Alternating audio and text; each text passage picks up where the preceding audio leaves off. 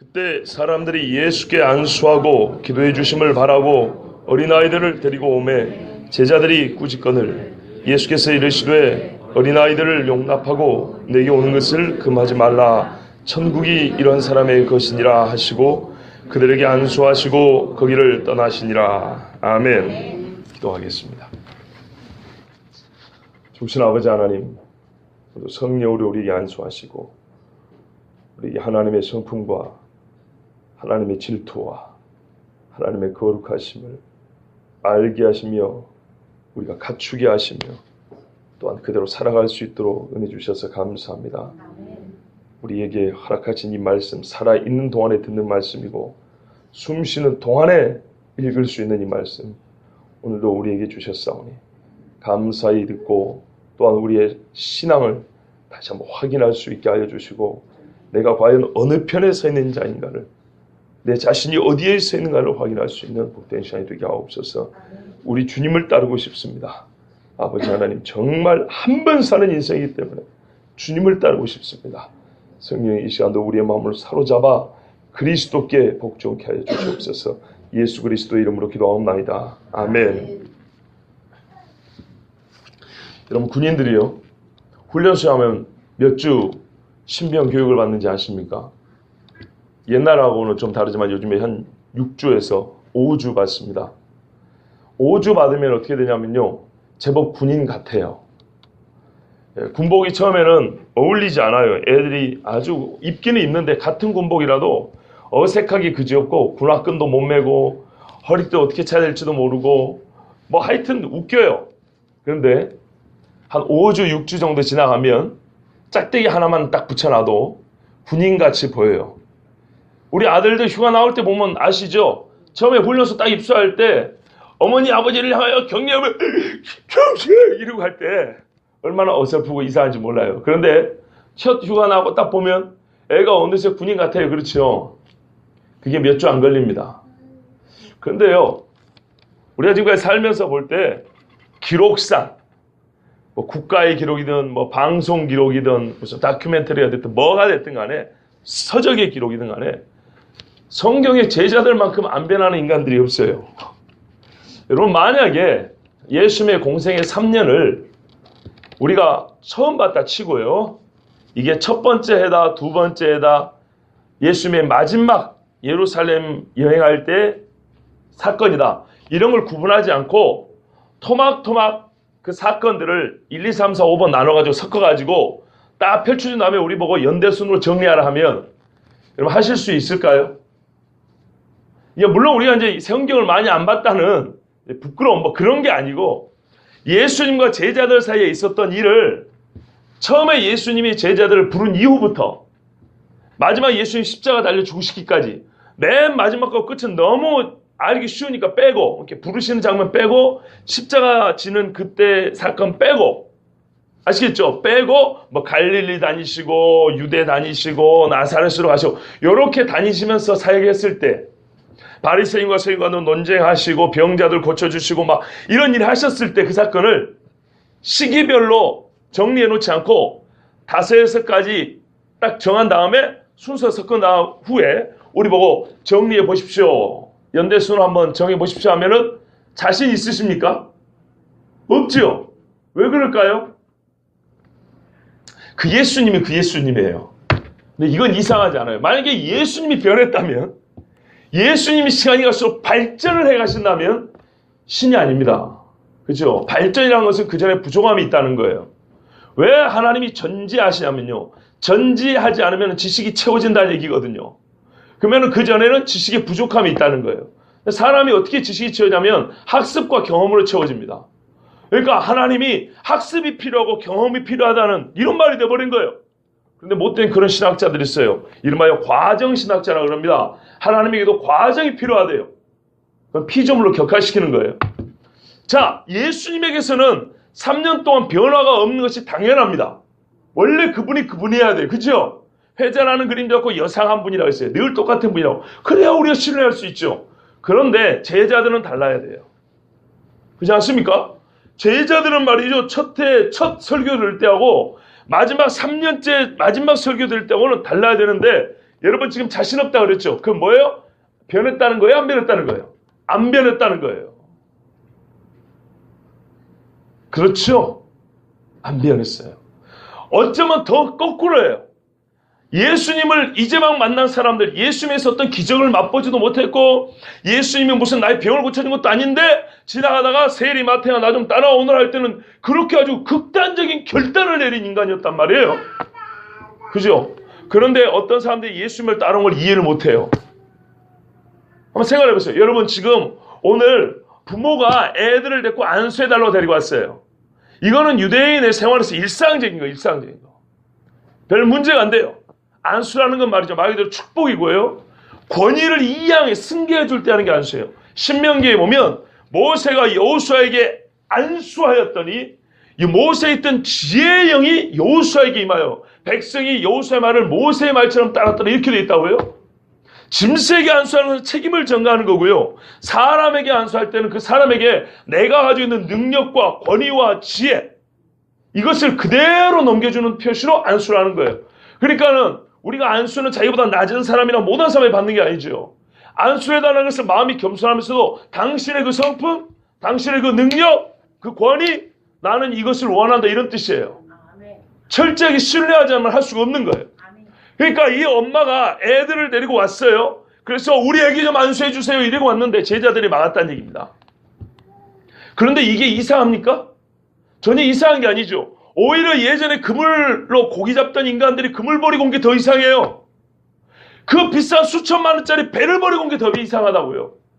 여러분 그렇지 않습니까? 생각을 해보세요. 아버지와 같이 고기를 잡다가 아버지 나는 저 선생님 따라가면 야 이놈의 자식아 고기 한 적 어디가? 베드로의 아버지가 그렇게 불렀을지 몰라요. 세베대의 아버지, 세베대의 아들 되니까 그 아비 세베대는 요한하고 야고보 할 때 이놈의 새끼들이 가업을 이어받지 않고 어디 가냐고 이렇게 난리쳤을지 몰라요. 그런데 선생님이 나를 부르시기 때문에 저 바닷가에서 하나님의 복음을 전한 저분이 나를 부르시기 때문에 내가 저분을 쫓아야 됩니다 하고 올 때 그 변화와 그 결단은요 정말 기가 막힌 일이었어요. 그렇죠? 그 엄청난 일이 오히려 예수님의 제자가 되는 초기에 있었던 일들이에요. 그런데 시간이 가면 더 많은 제자들이 나오고 더 많은 사람들이 자기보다 더 극단적인 결단을 내려서 막 목숨을 바치겠다고 주님 앞에 달라드는 것이 정상이잖아요. 이해해야 되죠. 그런데 이 인간들이 안수받으러 오겠다는 것도 이해를 못해요. 우리의 신앙이 한편으로는 큽니다. 한편으로는요 또 퇴보하는 경우도 있어요. 한편으로는 더 온전해진다고 할 수 있어요. 그러나 어떤 구석은요 좀 표현이 너무 수준 낮 죄송하지만 죄송하다 했습니다. 보면 너무 수준 낮 죄송하면 더럽게 안 변하는 게 있어요. 제자들이 지금 그래요. 지금 3년이 됐으면 자기들이 모든 것을 버리고 주님 앞에 나왔고 주님이 왜 따라왔을까요? 저분이 메시아이니까 그를 믿었던 거예요. 메시아니까.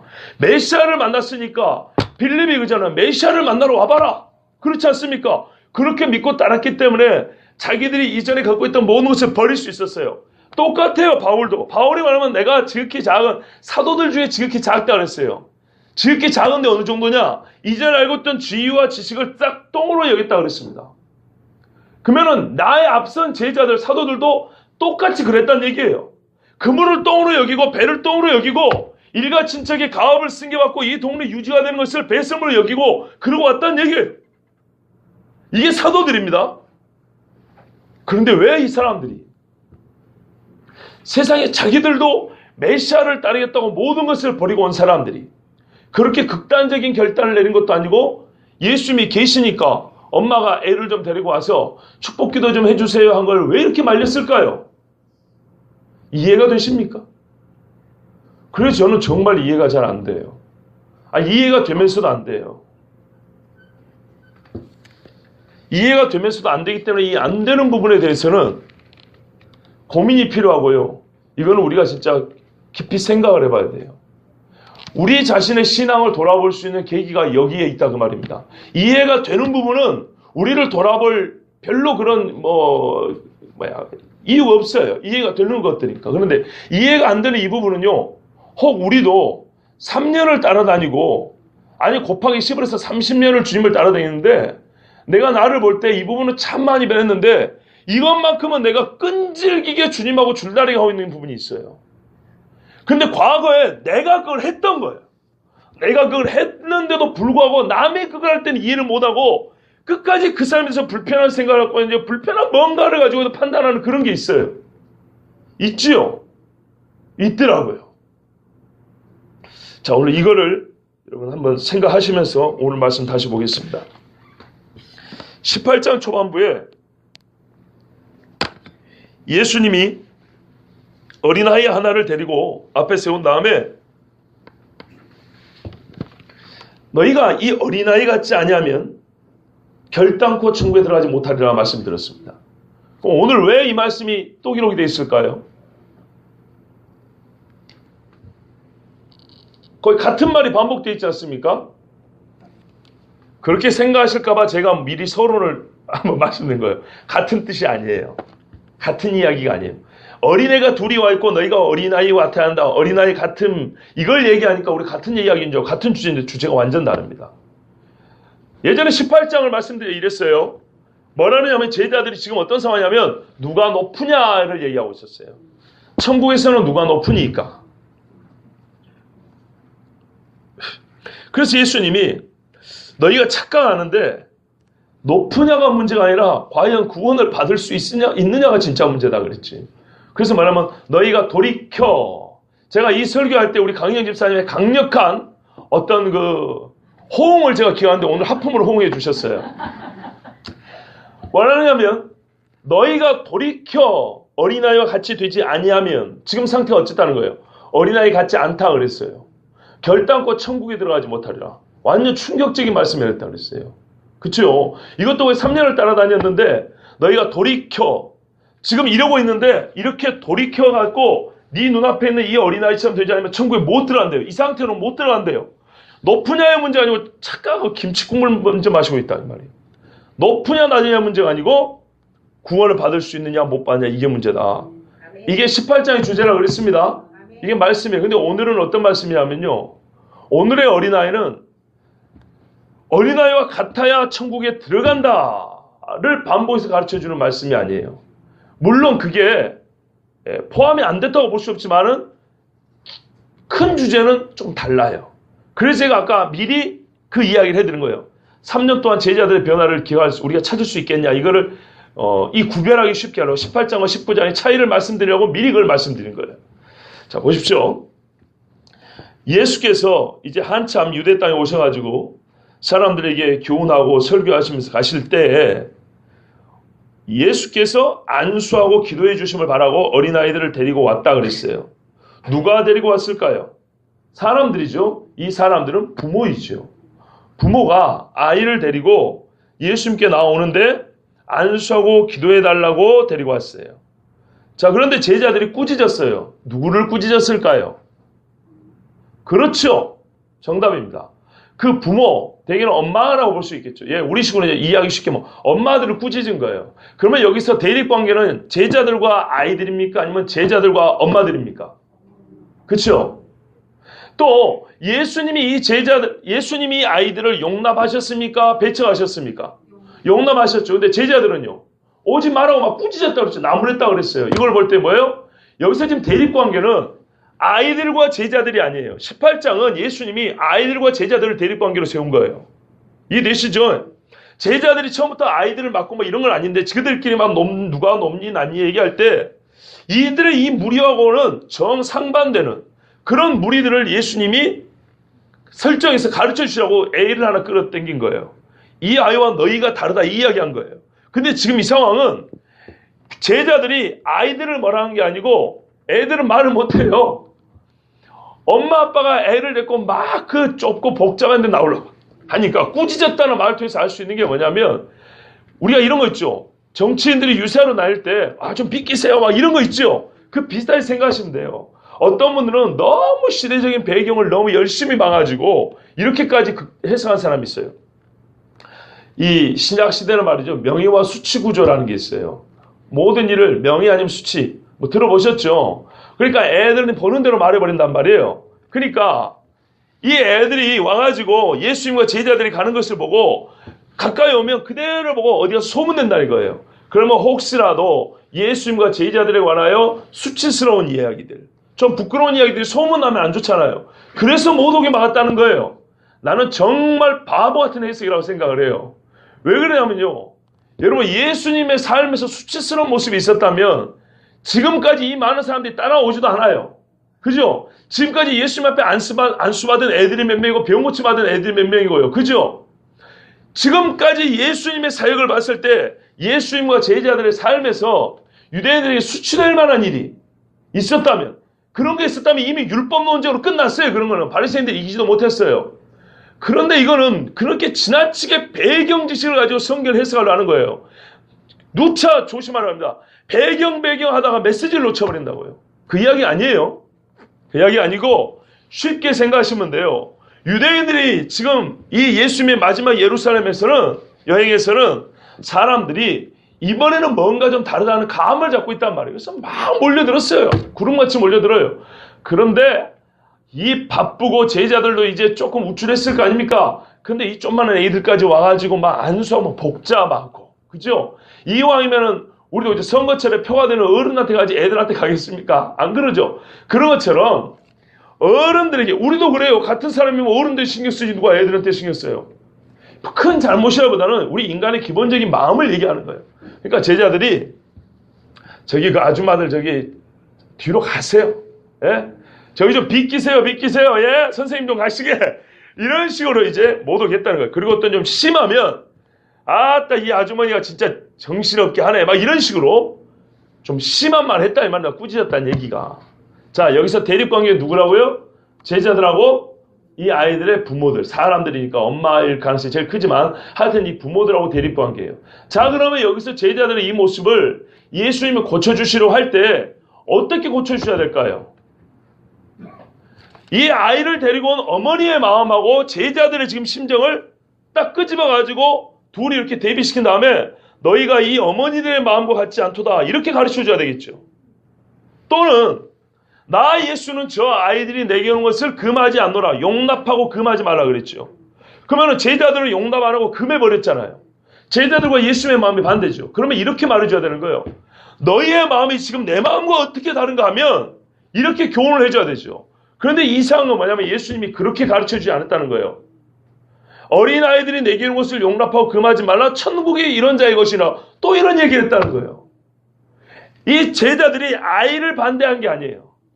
아이들이 예수님 앞에 오면 안 된다고 말한 게 아니고 그 아이를 데리고 오는 부모를 반대한 거예요. 부모를 꾸짖은 거예요. 그러면 예수님이, 다시 말씀드립니다. 그러면 예수님이 너희들은 이 부모만 또 못하구나, 부모들의 심정을 너희도 갖고 있어야 돼, 이렇게 가르쳐야 되고, 나 예수는 저 아이들을 환영한다, 너희가 아직 나와 같은 마음을 가지고 있지 못하구나, 이런 식으로 교훈을 하셔야 되는데, 왜 예수님은 우리 18장하고 헷갈리게 시리 이 어린아이 같아야 천국을 가질 수 있다, 천국은 이 어린아이들과 같은 자가 얻는 것이다, 왜 이렇게 말씀하셨냐고 말이에요. 참 쉬운 이야기를 참 어렵게 하네 속으로 생각하실지 모르겠지만 제가 또 그런 재주가 있잖아요. 이 하수들의 재주인데요, 고민이 안 될 수가 없어요. 우리가 6장에서 용서 이야기를 들었습니다. 주님 가르치신 기도에 용서가 나오죠. 그죠? 우리가 우리에게 죄인을 사해 준 같이 저들의 우리의 죄를 사해 주옵소서. 그 다음에 주기도문이 다 끝난 다음에 6장에 용서가 후보만 배우면 또 나옵니다. 말하면 같은 맥락에서 용서만 2번 얘기를 했어요. 대주제는 용서인데 약간 방향이 다르다 그랬어요. 그것처럼 오늘 우리 주님은 이 어린아이를 통해서 해주고 싶은 말씀이 있어요. 그런데 조금 다른 이야기, 크게 보면 같은 이야기인데 세밀하게 보면 조금 다른 이야기를 해주려고 하는 거예요. 자, 다시 말씀을 보겠습니다. 예수님이 제자들이 이렇게 아이들이 오는 것을 보고 그 부모들을 꾸짖으니까 뭐라 그러냐면 어린아이들을 용납하고 내게 오는 것을 금하지 말라 그랬어요. 자, 제자들은 부모를 금했지만은 결론적으로 애들이 주님께 못 오게 한 것이지 않습니까? 그래서 예수님은 상황이 좀 복잡하고 어렵고 하더라도 애들이 내게 오는 것을 금하지 말라 이렇게 말씀하신 겁니다. 뭐 이거는 어렵지 않습니다.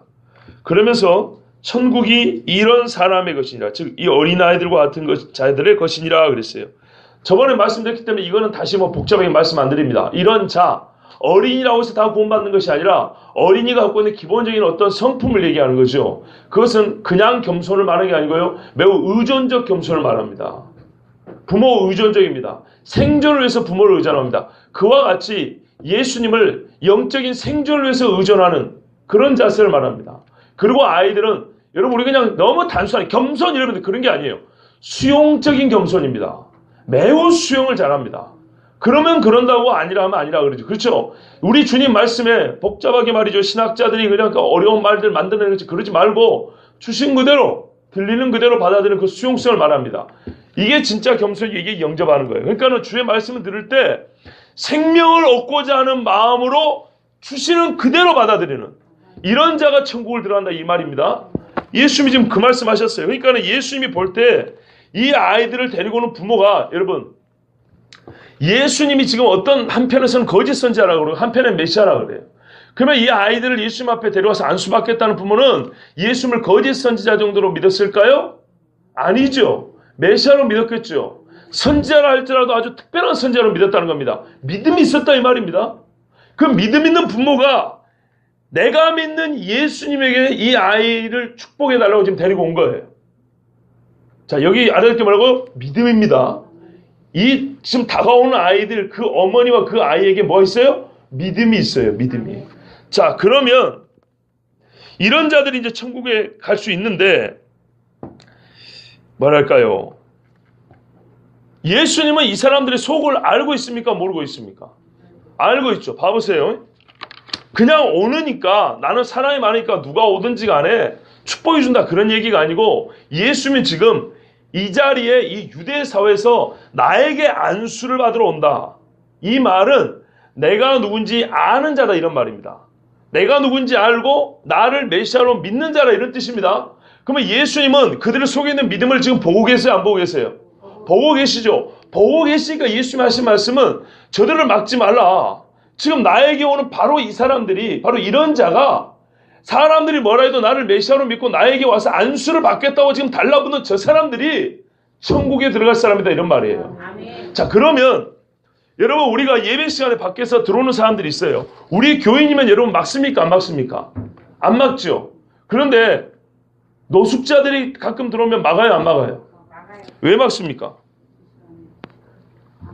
그냥 냄새난다 막는 게 아니에요. 우리 지금 성호 형제가 한 1년 목욕을 해놓고 냄새 난다 하더라도 막지는 않을 거예요.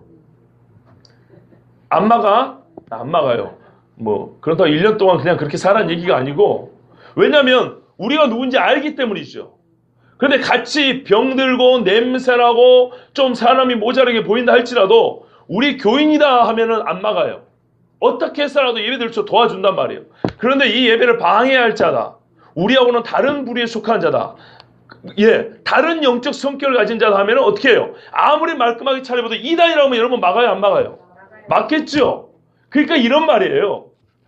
예수님이 지금 나에게 안수 받으러 온 사람들 여러분 안수를 우습게 생각하면 안 된다고 그랬어요. 모세가 누구에게 안수해 줬습니까? 여호수아에게. 아론은 자기 자녀들에게. 대제사장이 그 밑에 제사장들을 안수합니다. 안수는 아무나 하는 게 아니에요. 안수는 남발하는 게 아닙니다. 그러니까 우리가 성경에서 귀하게 생각하는 거 우리가 귀하게 생각하지만 성경의 해석이 많이 달라져요. 우리가 기본적으로 안수를 가볍게 생각하면 이 본문을 가볍게 여기는데 그렇지 않냐고요. 안수를 귀히 생각하면 이 본문은 상당히 다르게 해석할 수가 있어요. 안수는 아까 말씀드렸죠. 두 가지 성격이 있는데 히브리 사람들이 당신이 갖고 있는 성품, 당신이 갖고 있는 능력, 당신이 갖고 있는 영적인 거룩함, 즉 당신에게 있는 그것을 나에게 달라는 의미로 머리를 내는 게 안수라니까요. 아시겠죠? 짐승에게 안수할 때는 두 손으로 꾹 누릅니다. 이렇게 누릅니다. 이건 말하면 내 죄가 내한테 갔다 이런 거고요. 사람에게 안수할 때는 그렇게 안 하고 살며시 머리에 손을 얹고 합니다. 머리를 대는 사람은요, 당시에 있는 것이 나에게. 예를 들면 옛날에 엘리야하고 엘리사 기름 부어갖고 선지자 세우죠. 그런 거와 같은 겁니다.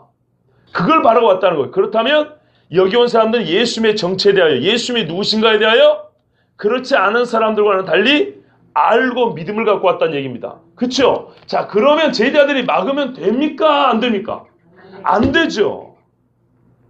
이게 무슨 말이냐면요. 18장 같은 경우는 제자들이 지금 구원을 받았느냐 못 받았느냐까지를 정확히 말할 수는 없지만 18장의 어린아이를 말씀드린 것은 구원의 유무에 있어서 구원을 받느냐 못 받느냐에 있어서 어린아이 같음이 얼마나 중요한가를 말씀해 주고 있어요. 그런데 19장 정도 되면 저는 제자들이 구원을 못 받은 인간이라고 그렇게 보고 싶진 않아요. 근데 문제는 뭐냐면 내가 구원을 얻고 내가 우리 선생님이 누군지를 안다 할지라도 다른 사람에 대한 시각이 항상 주님처럼 옳다고 볼 수는 없다 이 말입니다. 이해되시죠? 예, 내가 구원을 안 얻었으면 내 영적인 시각은 항상 삐뚤어 있을 겁니다. 근데 내가 구원을 얻었다 할지라도 내가 남을 볼 때 판단하는 시각이 항상 옳지는 않다 이 말입니다. 지금 이 19장의 이야기는요, 판단의 문제입니다. 영적인 시각이 얼마나 바로 세워져 있느냐 문제라고요. 예수님과 이 어머니 사이에는 서로 간에 아무 문제가 없는데 오히려 예수님을 3년을 따라다니고 이 많이 배운 제자가 옆에 예수님 옆에 서서 예수님이 그동안에 어떻게 온지 알아요. 더 잘 알아요. 우리 예수님이 어떤 분인지 아는데 불구하고 이 순간 예수님의 마음하고는 전혀 다른 판단을 내렸다는 겁니다. 누구에 대하여? 예수님이 기뻐하고 용납할 수 있는 그 사람들에 대하여. 이해가 되시죠? 그래서 제가 처음에 그 이야기를 한 거예요. 많이 변하고 많이 배우고 많이 성장하지만 어떤 부분에 있어서는 정말 안 변하는 부분이 있고요. 고치기가 어려운 부분이 있어요. 그렇지요? 예, 우리 이걸 알아야 됩니다. 신앙인이 구원 얻는 것은 단방이지만 구원 얻기까지 시간이 불필요하다고 말할 수는 없는 거죠. 구원 얻은 다음에 성숙하기까지는 더 많은 시간이 필요하죠. 하나님의 사람으로 온전하게 지기까지. 그래서 말씀이 필요한 겁니다. 여러분, 구원만 필요하다면 66권이 필요가 없어요. 예수님의 십자가만 얘기하고 믿을래 말려고 믿는다고 하면 끝이죠. 그런데 하나님의 사람으로서 온전해지기 위해서는 누가 우리를 만들었으며 그가 우리를 어떻게 양육하셨으며 어떤 구원의 계획을 세우셨으며 그렇죠. 하나님의 구원의 섭리는 무엇이며 앞으로 하실 일은 무엇이며 이것까지 알아야 우리 이 땅에 사는 거거든요. 믿는 즉시 죽는 게 아니고 60년 70년 살다 죽는단 말이에요. 사는 동안에 하나님의 사람 온전하신 전체 말씀이 필요하죠. 그 말씀 우리는 전지한 존재가 아니죠. 전지한 존재가 아니라는 것은 우리에게는 뭐가 필요해요? 지식의 추가, 지식의 교정, 지식의 보충이 필요하다는 얘기죠. 이 지식은 배움과 경험으로 채워지는 것입니다. 그런데 우리가 정말 중요한 부분에 있어서 의외로 시간이 많이 흘러도 채워지지 않는 것들이 있더라는 거예요. 그 중에 하나 뭐냐면 영적인 판단력이에요. 교회 행정의 판단력은 금방 감을 잡아요. 교회 몇 년 다니면요, 이 교회는 분위기가 어때? 가는 교회마다 한 번 예배드리면 끝나버려요. 판단 쫙 그냥 스캔 끝나버립니다. 그런데요, 영적 분별력의 판단은요, 정말 갖추기 어려워요. 기도 안 하면 경험으로 되지 않아요. 지식의 습득이 어떻게 됩니까? 배움과 학습과 경험이라고 그랬죠. 그런데요, 영적인 분별력, 영적인 분별을 할 수 있는 그 판단의 지식은요, 기도가 없이는 또 세워지지 않아요. 아멘. 말하면 경건의 훈련이 있어야 된다는 얘기입니다. 아멘. 그런데 제자들을 보니까 3년을 예수님을 따라다 이게 그리 쉽지 않더라고요. 그렇기 때문에 이 제자들이 예수님이 십자가가 뭔지 모르잖아요. 부활할 때까지 잘 모르지 않습니까? 이스라엘 나라를 회복할 때가 이때입니까? 봐보세요. 예수님의 때를 못 읽어요. 예수님의 심정을 못 읽어요.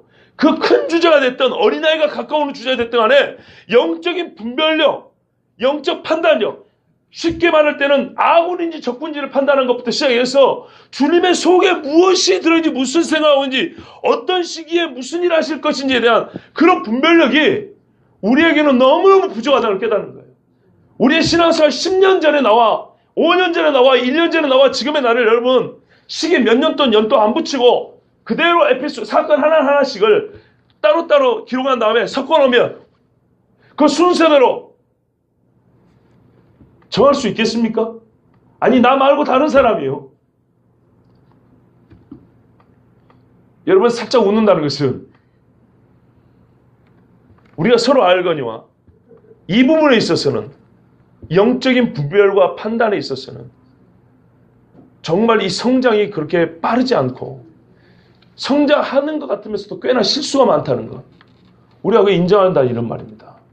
예, 회사에 돌아가는 그 그 뭐라 그러지? 회사 생활의 뭐 분위기, 업무 환경, 이 회사의 정신, 뭐 이 교회 문화, 뭐 문화라는 말 별로 쓰고 싶지 않지만 흔히 뭐 그런 말 쓰니까요. 이 교회 전통, 뭐 이런 거는요. 몇 번 다니면 금방 읽혀지는데 그것이 아니라 진짜 내가 예수쟁이로서 예수님의 마음과 예수님의 시각을 갖는다는 것은 진짜 어렵다는 것입니다. 그렇죠. 오늘 그 이야기입니다. 그런데 여기서 또 하나 감사한 건 예수님이 가르쳐 주잖아요. 그죠? 제자들 꾸짖기만 한 게 아니라 가르쳐줘요. 안수를 합니다. 안수라는 게 무슨 의미라고 아까 말씀드렸죠. 이런 자들의 것이냐 했는데 안수를 해버렸어요. 그럼 이 사람들 구원 받았다는 얘기 안 받았다는 얘기죠? 받았다는 얘기죠. 예수님이 이 순간 진짜 이 사람들이 천국 백성이라고 증명을 해준 것이에요. 안수를 해버렸다는 얘기는. 예수님이 아무데나 안수합니까? 사람은 돈 받고 안수해요. 예? 자기가 능력 좀 받은 것 같으면 막 그냥 돈 갖고 막 안수만 해버립니다.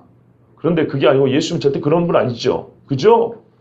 예수님이 안수했다는 것은 진짜로 축복하고 사랑하고 그의 믿음을 보시고 안수하는 거죠. 딸아 평안히 가라. 네 믿음이 너를 구원하였다. 이와 같이. 그리고 이 아이들을 안수하고 간 거예요. 그 부모의 믿음과 이 아이의 믿음을 예수님에서 확증해 준 거예요. 이 순간 제자들은 얼마나 참 부끄러워질까요? 그죠? 근데 이게 우리 주님이 가르쳐 주신 거예요. 감사하게도 우리 주님은요. 성경을 계속 보니까 반복되는 구절이 있다는 것은 우리가 배워도 그 영역, 그 부분에 있어서는 배움의 속도가 늦다는 거예요. 더디고 또 배웠다가 뒤로 돌아오고 배웠다 뒤로 오고 그런 것이 많을수록 우리 주님이 이 복음서 안에 짧은 3년 안에도 자주 반복해서 가르쳐줍니다. 이 부분이 우리에게 많이 부족하다는 겁니다. 그러니까 얼마나 또 감사한지 몰라요. 우리 주님은 우리가 뭐가 부족한지 막 잘나고 잘 믿은 것 같아도 실상 우리에게 뭐가 부족한지 저 숨겨져 있는 크다고 생각하고 작다고 생각하고 사실은 정말 중요한 것들 그거를요 반복하여 가르쳐줍니다. 얼마나 감사한지 봐보세요. 실제로 우리가 실수할 때 이거잖아요. 여러분 뭐 잘못해갖고 이런 거 뭐 하나 깨먹는 건 문제가 안 돼요. 그런데 사람에 대한 판단을 잘못해갖고 영적인 상처를 한번 줘버리면 그거 어떻게 치료할 겁니까? 이거 무슨 내과 외과 정형외과 수술로 되는 게 아니잖아요. 그죠?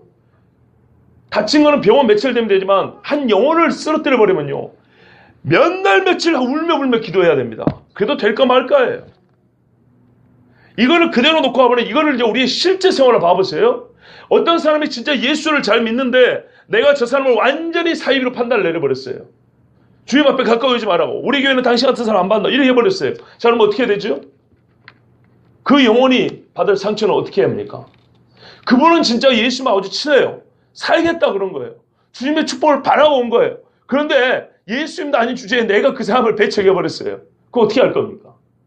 근데 실제 이런 경우가 우리 삶에 있다 그 말이에요.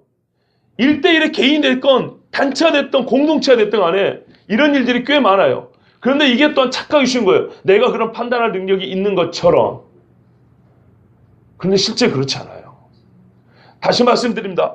교회에 익숙한 그 수준의 그 배움에 빠르게 하고 영적인 분별력의 배움에 빠르기는요. 그 수준은요. 같이 크지 않습니다. 성경이 반복해 보여주는 것은 영적인 세계가 깊을수록 즉 영적인 그런 성격이 강한 문제일수록 우리의 습득 속도가 배움의 속도가 느리다는 것을 가르쳐줍니다. 그리고 그 실수는 매우 치명적이고 우리의 생각과는 다른 영역에서 다른 시간대에 나는 전혀 생각하지 못했는데 그런 일들이 벌어질 수 있다는 걸 가르쳐줍니다.